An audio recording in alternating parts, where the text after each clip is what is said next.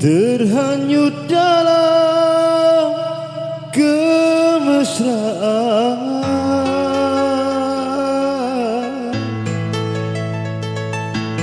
membuat diriku lupa segalanya.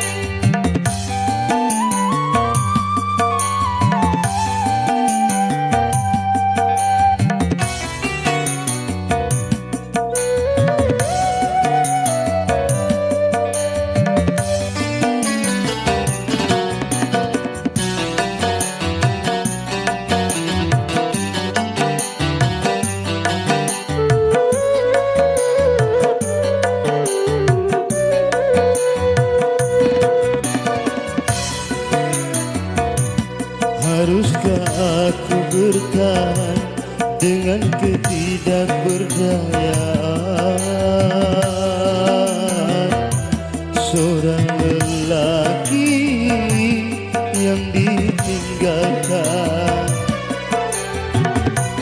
Betapa sulit ku terima semua perlakuanmu kasih, betapa sulit ku nyatakan rasa kekecewaan ini. Haruskah aku bertahan dengan ketidakberdayaan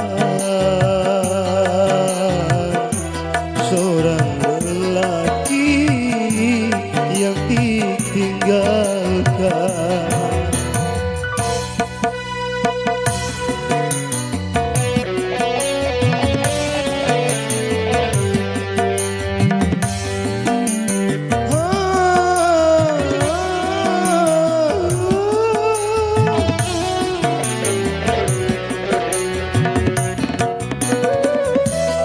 Bagi abang, bagi juga Riku.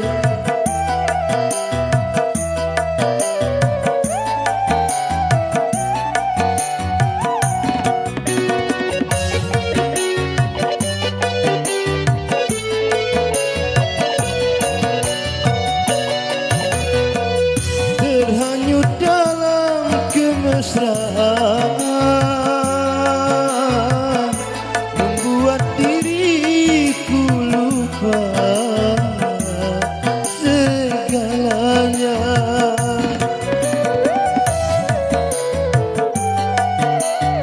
Anti, terima kasih Anti.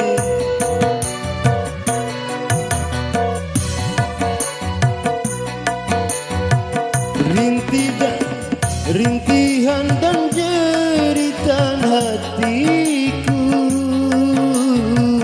tidak kau dengarkan, malah kau campakkanku dan kau tinggalkan, dan kau tinggalkan, dan kau tinggalkan. Haruskah aku bertahan dengan